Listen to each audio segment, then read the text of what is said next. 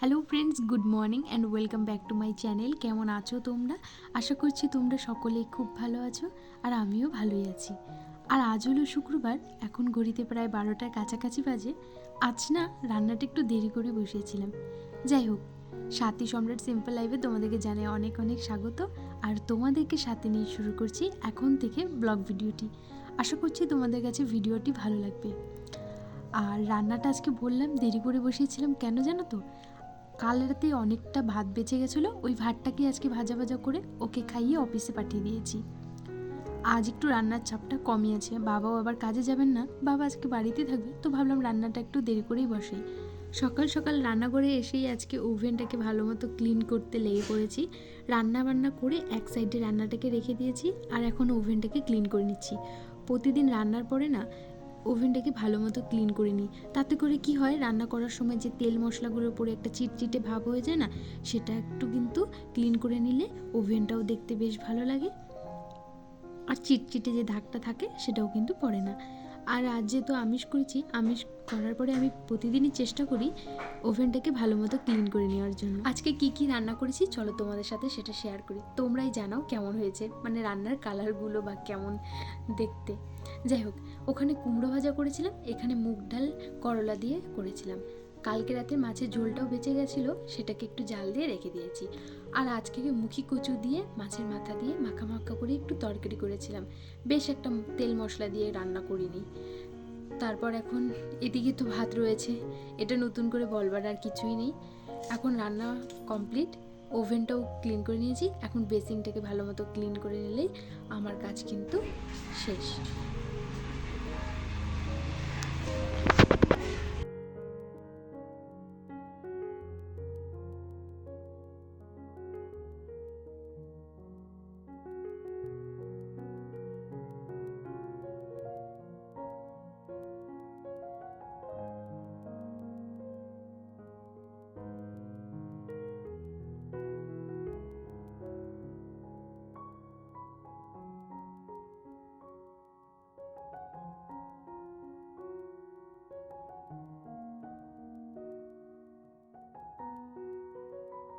আর এদিকে সকাল সকাল বাবা দাড়ি কেটে স্নান টান করে একেবারে রেডি, ছোটো মেয়ের বাড়ি যাবে বলে, মানে আমার ননদের বাড়ি। আজ তো কাজ নেই, তো বাবা এদিক ওদিকে ঘুরে বেড়াবে এই স্কুটি করে। আমাকেও বলছিল যাবার জন্য, কিন্তু আমি আর গেলাম না, কারণ আজকে না একটু সংসারের কাজটা একটু বেশি আছে, যেহেতু দীপাবলি চলে এসেছে, তো আজকে একটু টুকটাক কাজ একটু বেশি আছে। যাই হোক, একেবারে স্নান করে ঠাকুর ঘরে চলে এলাম। আমার তো একেবারে বেলা করে পুজো দিতে একদমই পছন্দ হয় না, তো কাজ করে তাড়াতাড়ি চেষ্টা করি ঠাকুরকে দেওয়ার জন্য। পুজোটা সকাল সকাল দিতেই পছন্দ করি। যাই হোক, পুজোটা দিয়ে তারপর বাকি কাজগুলো হাত দেবো। আর আজ হলো ধনতেরাস, তাই আমি আজকে ঠাকুর ঘরে এসে একটু সব দেবদেবীদের ফটোগুলোকে ভালো করে গঙ্গা জল দিয়ে মুছে নিলাম, আর সিংহাসনটাকেও ভালো করে গঙ্গা জল ছিটিয়ে ধুয়ে মুছে নিলাম। আজ হলো ধনতেরাস, তাই আজকে ভাবলাম যে ঠাকুর ঘরটাকেও একটু সুন্দর করে পরিষ্কার করে নিই। তাই ঠাকুর ঘরে এসে গঙ্গা জল দিয়ে সকল দেবদেবীদের ফটোটা আমি ভালো করে মুছিয়ে দিলাম, আর এখানে সিংহাসনটাকেও গঙ্গা জল দিয়ে মুছে ধুয়ে নিলাম। এই বাড়িতে বিয়ে করে আসার পর থেকে কিন্তু আমি এই সকল ঠাকুরের ফটোগুলোকেই পুজো করে আসছি। আর আমার ফার্স্ট অ্যানিভার্সারিতে, মানে এবছর আমার ফার্স্ট অ্যানিভার্সারিতে আমি কিন্তু আমার বড় গোপুকে প্রথম আমার কোলে পেলাম, আবার রাধা কৃষ্ণকেও তার সাথে। আমি নিজেকে অনেকটাই ভাগ্যবান মনে করি যে এই একটা শুভ দিনে আমি আমার বড় গোপুকে আবার রাধা কৃষ্ণকে পেয়েছি। বড় গোপুকে তো নিয়ম করে পেতে নিয়েছি, কিন্তু রাধা কৃষ্ণকে এখনও পাতবার সাহস করে উঠিনি, কারণ অনেকটাই নিয়ম কারণ থাকে, আর আমি এই পরিবারে এখন নতুন, এখনও আমার মানিয়ে গুছিয়ে নিতে একটু হয়তো অসুবিধা হয়, তো সেই কারণে আমি এখনও সাহস করে উঠিনি। আর বড় গপুকে আমি কেন পেতেছি, বাপের বাড়িতে আমার গপু ছিল, তো সেই কারণে নিয়ম কানুন একটু হলেও জানি। যাই হোক, আর এদিকে পুজো দেওয়ার পরে এখানে মাছ চলে এলো, তো আমার তো পুজো দেওয়া হয়ে গেছে, আমি আর মাছ ধরবো না। আর এখানে সেই কারণে মাকে বললাম, মা তুমি মাছটা নিয়ে কেটে ধুয়ে দাও, আমি রাতের দিকে রান্না করে দেবো। স্নান করার পরে না মাছটা ঠিক একটা ধরতে ইচ্ছা করে না। রান্নাটা তো সকাল সকাল হয়ে গেছে, আর পুজোটাও সকাল সকাল দিয়ে নিলাম। সকাল সকাল পুজোটা দিলে মনে হয় কাজে যেন আরও ডবল এনার্জিটা পাই। যাই হোক, পুজো দিয়ে চলে এলাম নিজের ঘরে, নিজের ঘরটাকে আজকে মনের মতো করে সাজাবো বলে। প্রতিদিনই সুন্দর করে গুছিয়ে রাখি, কিন্তু যেহেতু পুজো চলে এসেছে ভাবলাম সব কিছু আজকে একটু সুন্দর করে মুছে ধুয়ে নিই। পুজোর পাশাপাশি আমার ঘরটাও সুন্দর করে সেজে গুজে উঠুক। যাই হোক, আর এখানে দেখো আমি আমার বেডটাকে আমি একটু ক্লিনজার দিয়ে খুব সুন্দর করে মুছে নিলাম। বেডরুমে যেই সিনারিগুলো লাগিয়েছিলাম তার পাশেও দেখো কত ধুলোবালি জমে আছে। প্রতিদিন কিন্তু ধুলোবালিগুলোকে আমি ঘর গুছানোর সময় একবার করে মুছে নিই, তাতেও করে যে এত ধুলোবালি কোথা থেকে আসে তা আমি জানি না। শীত প্রায় শুরু হতেই এত ধুলোবালি, আর তো সময় পড়েই আছে। শীতে কিন্তু প্রচণ্ড পরিমাণে ধুলো পড়ে জিনিসপত্রে, আর শীতেই যেন কাজটা আরও ডবল বেড়ে যায়।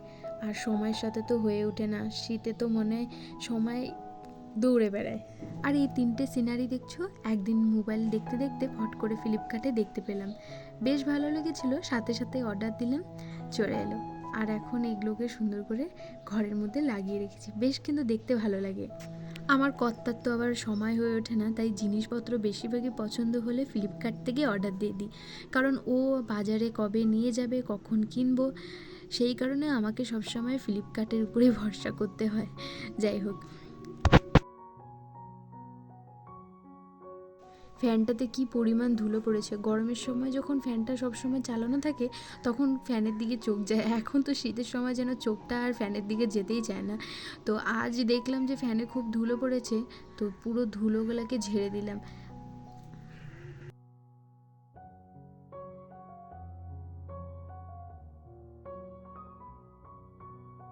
ঘর গুছানো তো তেমন একটা কাজ নয়, ওই জায়গার জিনিসগুলো জায়গায় রেখে দিলে আর ধুলোবালিগুলো চোখে পড়লে সাথে সাথে ঝেড়ে দিলেই কিন্তু ঘরটা সুন্দর করে গুছিয়ে রাখা সম্ভব হয়ে ওঠে। আর আমার মনে হয় এই ঘরেই আমাকে সারাটা দিন কাটাতে হবে, তাই এই ঘরটাকে সুন্দর করে গুছিয়ে রাখলে আমার কাছে কিন্তু খুব ভালো লাগে। আর আমিও ঘর গোছাতে খুব পছন্দ করি, জানি না কতটা ঘর গোছাতে পারি, কিন্তু সব সময় কিছু একটু এলোমেলো হলেই আমার আর রক্ষা নেই। মানে আমার পছন্দ হয় না যে এখানকার জিনিস ওদিকে বা হোক বা ওদিককার জিনিস এদিকে হোক, তো সব সময় পিটপাট করে গুছিয়ে রাখার চেষ্টা করি। আর ফ্যানটা যখন ক্লিন করবার জন্য উঠেছি, ফ্যানে আর নাগাল পাচ্ছি না, তারপর ওই বিছানার মধ্যে একটা টুল রেখে তারপরে ফ্যানটাকে ক্লিন করলাম। ও থাকলে হয়তো আমার একটু সুবিধা হতো, কিন্তু ও তো নেই, এখন সেই কাজটা আমাকেই করতে হবে, আর ওর সময়ও হয়ে ওঠে না, তো সেই কারণে এই বুদ্ধিটা লাগিয়েছিলাম।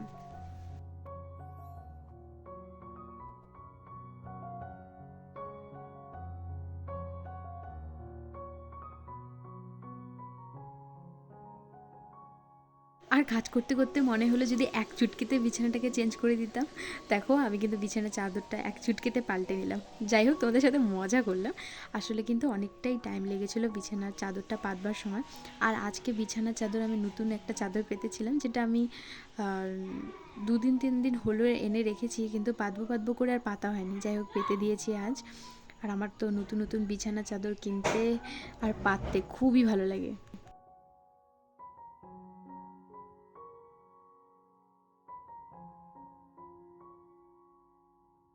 এই বটলটার মধ্যে দেখছো, ফ্লাওয়ার বটলটার মধ্যে কি রয়েছে, এগুলো কিন্তু সেই ছোটোবেলায় যে বলগুলো পাওয়া যেত, জলে দিলে ফুলে ফেপে উঠতো, নানা কালারের থাকতো, সেই বলগুলো, ওগুলোকে এনেছিলাম, তারপরে জলে ফেলে বড় করে বটলটাকে ভর্তি করে রেখেছিলাম। এখন আপাতত বটলটা খালি হয়ে গেছে, মানে আমার ছোট ভাগনা যখনই আসে তখনই বলে মামুনি জেলি বল দাও। হ্যাঁ, সম্ভবত নাম ওটা জেলি বলে। যাই হোক, ওই ওকে দিয়ে দিয়ে এখন অনেকটা খালি হয়ে গেছে। আর বটলটাকে ভরে রাখলে না বেশ দেখতে ভালো লাগে। আর এদিকে ওর কাজের ডায়েরিগুলোকে ঝেড়ে মুছে হাতের কাছে রেখে দিলাম। প্রথমে ডায়েরিগুলো ডয়ারে ছিল, তো ওখান থেকে বের করে হাতের কাছে রেখে দিলাম, কাজে যাওয়ার সময় বলে ও পায় না, তো সেই কারণে কাছে রেখে দিলাম যাতে ও পায়। আর সকালে অনেকটা তাড়া থাকে, সেই কারণে ও আর খোঁজার টাইমটাও আমাকে দেয় না, সেই কারণে হাতের কাছেই রাখার চেষ্টা করি ওর জিনিসগুলো। আর এখানে আজকে না, যেহেতু দীপাবলি চলে এসেছে, ভাবলাম একটা ক্যান্ডেল দিয়ে একটা খুব সুন্দর ডেকোরেশন করি, দেখি কতটা পারি। আর জানো তো, আমি 2-3 দিন আগেই ভেবে রেখেছিলাম যে ক্যান্ডেল দিয়ে আমি ঘরটা ডেকোরেশন করব। তারপর মার্কেটেও গিয়েছিলাম, কিন্তু মার্কেটে আর গিয়ে আর ক্যান্ডেলগুলো পছন্দ হচ্ছিল না। তারপর বাড়ি চলে এলাম, পরে দেখছি যে ওর অফিস থেকে ক্যান্ডেল স্ট্যান্ড আরও অনেক রকমের গিফট দিয়েছে, যেগুলো পরবর্তী ভিডিওতে তোমাদের সাথে শেয়ার করব। তারপর এই ক্যান্ডেল স্ট্যান্ডগুলো বের করে দেখলাম, বেশ খুব সুন্দর, বেশ পছন্দও হলো। যেটা চেয়েছিলাম সেটা পেয়েও গেছি, বেশ মনটা তো বেশ খুশি হয়ে গেছিলো। তারপর ওই একটু ফুল দিয়ে কোনো রকম ডেকোরেশন করলাম, খুব একটা পারি না, ওই কাজ চালিয়ে নিয়েছি। আর ঘরে কিছুটা গাঁদা ফুল ছিল, ওই গাঁদা ফুলটাকে দিয়ে সুন্দর করে একটু ডেকোরেশন করে নিলাম। জানি না কতটা সুন্দর গোছাতে পেরেছি, কিন্তু ওই কাজ চালিয়ে নিয়েছি। তোমরাও চাইলে আমার মতো করে সাজাতে পারো, ঘরে একটু ক্যান্ডেল দিয়ে সাজালে না বেশ ভালো লাগে। পরে ও এসে কাজের থেকে বলল যে খুব ভালো লাগছে, জানি না কতটা ভালো হয়েছে।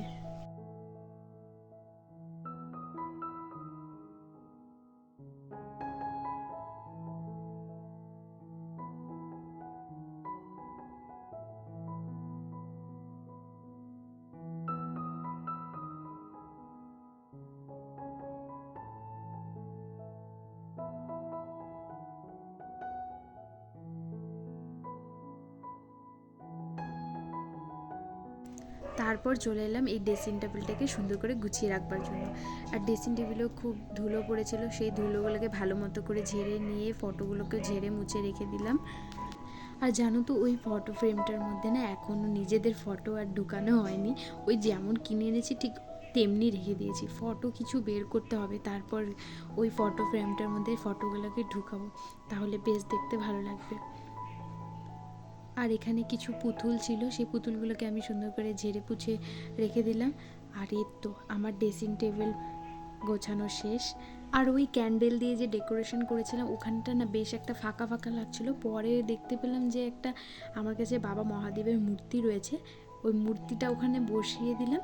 তারপর মোমবাতিগুলোকে ধরিয়ে দিলাম, মানে এতটা সুন্দর লাগছিল দেখতে, মানে ডেকোরেশনে আমাকে 10/10 আমি পেয়ে গেলাম। যাই হোক, খুব সুন্দর লাগছিল, খুবই সুন্দর, আমার কাছে তো খুব ভালো লেগেছে। তোমাদের কাছে কেমন লাগলো অবশ্যই কিন্তু কমেন্ট বক্সে জানিও।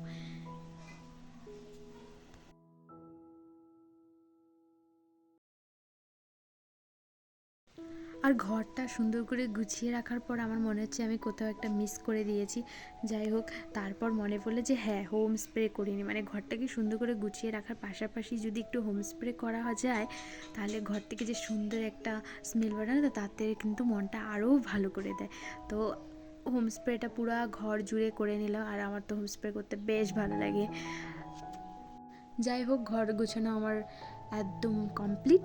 আর আমি আবার ভাবছি যে আজকে ধনতেরাস আছে, আজকে ঠাকুরের জন্য কিছু একটু কিনে আনি।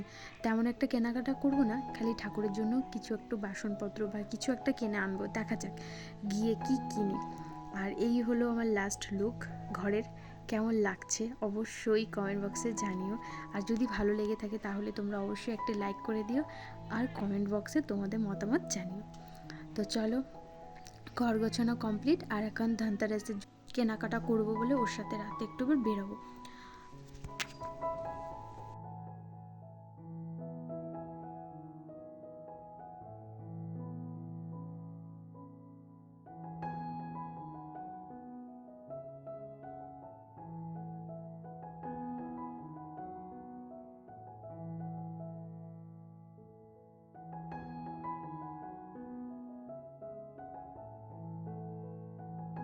তারপর দুজনে রেডি হয়ে বেরিয়ে গেলাম ধনতেরাসের কিছু কেনাকাটা করব বলে। প্রথমে ভেবেছিলাম ঠাকুরের একটা থালা নেব, পরে অন্য কিছুই নিয়ে এলাম। যাই হোক, ঠাকুরের থালা আর একটা অন্য কিছু নিয়ে এসেছি। যাই হোক, আর ভিডিওটা তোমাদের সাথে এখানেই শেষ করলাম। ভিডিওটি কেমন লাগলো অবশ্যই কমেন্ট বক্সে জানিও, আর যদি ভালো লেগে থাকে তাহলে একটি লাইক করে দিও।